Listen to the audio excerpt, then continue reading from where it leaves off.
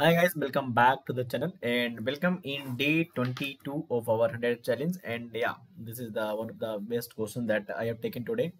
Let me put my microphone and day 21 तक के question अगर आप तक अभी तक आपने सॉल्व नहीं किए गाइस, आई विल सजेस्ट कि पहले जाके सॉल्व कर लो. This is the very good series that I am going to share, right. और क्वेश्चन बढ़ता है बिना किसी देरी के. पहली बार आ रहे हो चैनल पे सब्सक्राइब कर लो, ऐसी इन्फॉर्मेटिव वीडियोस आपके लिए बनती रहेंगी. गेट में आपका साथ बना रहेगा इस चैनल के द्वारा. और अगर पीएसयू गवर्नमेंट जॉब में आपको जाना है तो डे 22 में आपका स्वागत है. चलिए स्टार्ट करते हैं. A 5-stage pipeline CPU has a following sequence of stages. So this is the question from the COA. You know that COA, Computer Organization and Architecture. Okay, तो we have a 5-stage pipeline. The CPU has the following sequence of stages. तो हमारे पास 5 stage दी हुई है. पहला instruction fetch, जहाँ पे हमारा क्या काम होगा, इंस्ट्रक्शन को फेच करेंगे from instruction memory. Okay, instruction को डिकोड करेंगे इस पेज में एंड रजिस्टर रीड करेंगे दूसरे फेज पे. तीसरे फेज पे क्या करेंगे, एग्जीक्यूट करेंगे ALU operation for data and address computation. Okay, memory access यहाँ पे देखो, डाटा मेमोरी एक्सेस होगा for write access. Okay, the register read at RD state is used. Okay, तो रजिस्टर को अगर हमें रीड करना है तो हमें कौन से स्टेट पे यहाँ करना है, इस वाले पे. तो अगर हमें रजिस्टर रीड करना है, रजिस्टर हमें करना है सेकंड स्टेज पे, that is there telling. Okay, W back क्या है, register write back. Okay, write back is at the WV phase, at the fifth phase. Okay, consider following sequence of instructions. They are giving 3 instructions. Let each stage take 1 clock cycle. So they are telling that we have a 5 stage and each stage is taking 1 clock cycle. Okay, what are the number of clock cycles taken to compute the above sequence of instruction starting from the fetch of I1?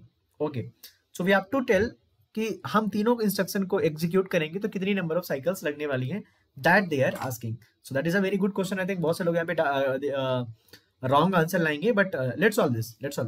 C there, यहाँ पे इन्होंने कोई भी कुछ mention नहीं किया hazard वगैरह के बारे में कि कुछ भी हजार्ड हो सकता है.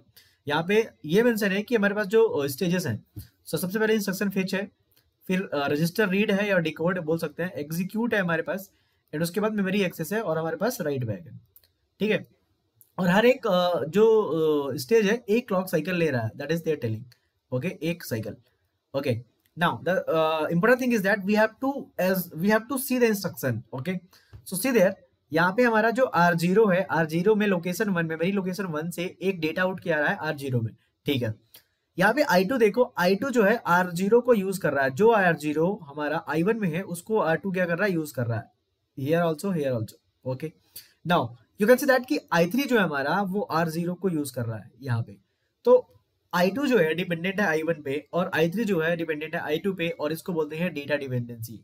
ठीक है, so if I ask what is the dependency, you can say that कि this is the what is the dependency. You can say this is the raw dependency, raw and वॉ डिपेंडेंसी, WAW दोनों dependency. यहाँ पे देखो, यहाँ के अगर हम रीड कर लेंगे बिफोर राइट करने से पहले ही, तो यहाँ पे रॉ डिपेंडेंसी हो जाएगी और यहाँ पे वॉ डिपेंडेंसी भी है. तो you can say that dependency. ठीक है, नाउ सो यहाँ पे जो भी डिपेंडेंसी है, हमें डेटा डिपेंडेंसी दिख रही है कि I2 हमारा I1 पे है और I3 हमारा I2 पे यहाँ पे डिपेंडेंट है.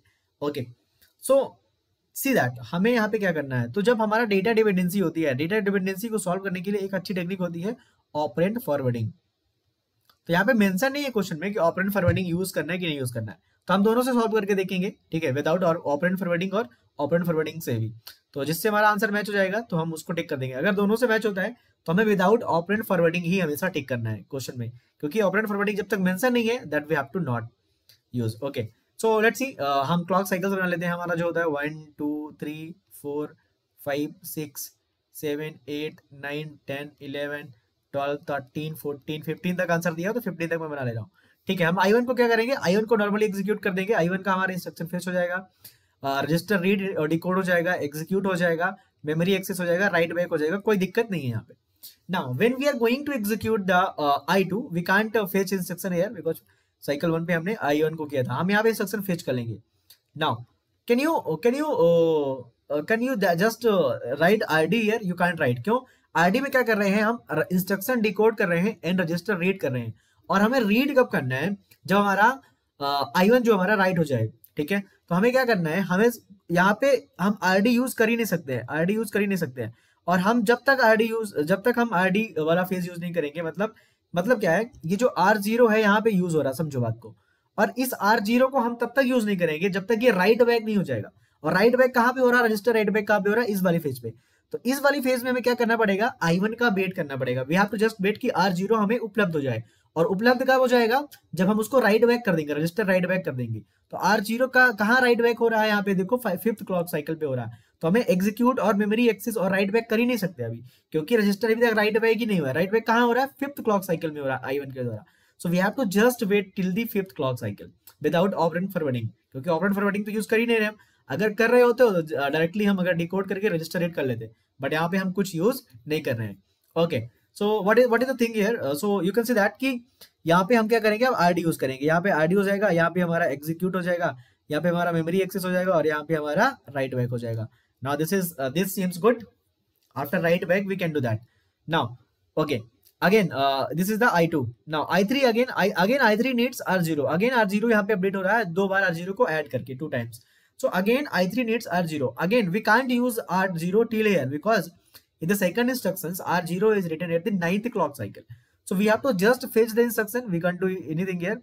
We have to just fetch instruction and we have to not use the RD fetch till we are going to write back in the second instruction. तो RD हो गया यहाँ पे, एंड RD के बाद हमारा क्या हो जाएगा, एग्जीक्यूट हो जाएगा, और यहाँ पे मेमोरी एक्सेस हो जाएगा, और यहाँ हमारा राइट बैक हो जाएगा। Okay, all the 3 instructions we have executed. Now how many cycles we have taken here, 13. Okay, can you check that 13 is an answer? No, 13 is not in the answer. So they should have mentioned कि operand forwarding use करना है कि नहीं use करना है, but they haven't mentioned. Okay, so let's do with operand forwarding. This is the without operand forwarding. So हो सकता है operand forwarding से हमारा आंसर आ जाए, without operand forwarding this is. Okay, with operand forwarding। अब किस लोग सोच रहे होंगे कि सर ये टॉपिक कौन सा चल रहा है, तो देखो ये पाइपलाइनिंग है। अगर आपने नहीं पढ़ा तो मैं वन शॉट में कराऊंगा इसको, आप कमेंट कर दो आपका टॉपिक चाहिए क्या ये वाला कि नहीं चाहिए। So with operand forwarding 1, 2, suppose that I am writing the clock cycles here. Okay, so let do it like this. Okay, so I am writing here clock cycles 1, 2, 3, 4, 5, 6, 7, 8, 9, 10, 11, 12 से ज्यादा होगा नहीं, क्योंकि यहाँ पे 15 ही आंसर आ रहा था, यहाँ पे 13 आंसर आ रहा था विदाउट ऑपरेंड फॉरवर्डिंग में। ठीक है, I hope you got it with without operand forwarding. Let's see the with operand forwarding. Okay, so what is the operand forwarding? First of all you have to understand. Okay, so let's see, we have a 2 instructions. Suppose that R1 is there, that is a R0 plus R2. Okay, again R3 is there, that is a R1 plus R4. Okay, now see that कि R1 जो है हमारा, sorry ये जो instruction number ये हमारा R3, ये instruction number 1 है, ये 2 है। अब जो हमारा 2 है ना, इसको R1 चाहिए, तो क्या होता है कि जब तक ये राइट बैक नहीं होगा तब तक हम तो R1 यूज ही नहीं कर सकते। लेकिन ऑपरेंड फॉरवर्डिंग क्या बोलता है, अगर आपने एग्जीक्यूट कर लिया है और आपके पास रिजल्ट आ गया है, तो आप राइट बैक करने से पहले मैं उसे यूज कर लेता हूं, that is operand forwarding. Okay, तो होगा क्या, सपोज दैट अगर ये 5 स्टेज है, इंस्ट्रक्शन फेच हो गया, इंस्ट्रक्शन डिकोड हो गया, एग्जीक्यूट हो गया, और यहाँ पे राइट बैक 4 फेज मानते हैं। ठीक है, तो हमारा ये I1 एग्जीक्यूट हो गया। I2 क्या बोलता है, हमने इंस्ट्रक्शन फेच किया, इंस्ट्रक्शन डिकोड किया, अब हमें एग्जीक्यूट करने के लिए R1 चाहिए। तो I2 बोलेगा I1 से, भाई तुमने ना R1 एग्जीक्यूट कर लिया इस फेज में, तो मुझे ना जस्ट पास कर दो। This is the by passing और ऑपरेंड फॉरवर्डिंग। इसको पास कर दिया और यहाँ पे हमारा क्या हो गया, राइट बैक हो गया।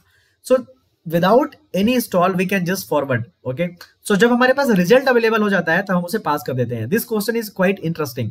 Okay, this one. So let's C, instruction fetch हुआ हमारा, फिर रजिस्टर रीड हुआ हमारा एग्जीक्यूट हुआ यहाँ पे, और मेमोरी एक्सेस हुआ, और राइट बैक हुआ।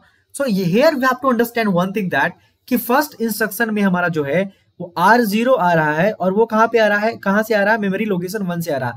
That is a quite interesting thing. Okay, so हमारा जो R0 वाला कंटेंट होगा मेरे भाई, R0 वाला कंटेंट होगा, वो कहां से एक्सेस हो, कहां पे होगा हमारा R0 वाला कंटेंट, हमारा कहां पे होगा, कहां पे उपलब्ध होगा, हमें मेमोरी एक्सेस वाले फेज पे होगा, क्योंकि मेमोरी एक्सेस कहां पे यूज कर रहे हैं हम, हमारा मेमोरी एक्सेस जो हम यूज कर रहे हैं 4th फेज में यूज कर रहे हैं। तो हम इसको इंस्ट्रक्शन फेज तो कर लेंगे, यहाँ पे इंस्ट्रक्शन डिकोड भी कर लेंगे, लेकिन इस फेज में हम इसको एग्जीक्यूट नहीं कर पाएंगे, क्योंकि हमारा R0 उपलब्ध ही नहीं था। R0 उपलब्ध यहाँ पे हुआ, तो हमने एग्जीक्यूशन फेज को क्या बोला, आप इससे ना पास कर लो इसको। तो उसने क्या किया, इसको पास कर लिया। फिर यहाँ पे हमारा मेमोरी एक्सेस वाला फेज चलेगा, और यहाँ पे हमारा राइट बैक चलेगा। That is a very simple thing. यहाँ पे 8 नहीं लिखा था। Okay, now the thing is that कि again we have to do third instruction fetch किया हमने, इंस्ट्रक्शन डिकोड किया। अगेन हमारा एग्जीक्यूशन वाला फेज ये है, तो इसके बाद ही हमें क्या मिलेगा, ऑपरेंड मिलेगा। हम यहाँ पे एग्जीक्यूट कर सकते हैं, क्योंकि अब हमारा जो R0 है वो कहाँ, इस वाले फेज पे एग्जीक्यूट हो चुका होगा I2 के द्वारा। तो I2 ने इस फेज पे एग्जीक्यूट कर लिया होगा। अब मैं बोला एग्जीक्यूट कर लिया, फास्ट कर दो, मेमोरी एक्सेस एंड ये राइट बैक। तो 8 clock cycle, I think 1 2 3 4 5 6 7 8 clock cycle with operand forwarding is the answer. So answer for that particular question is 8.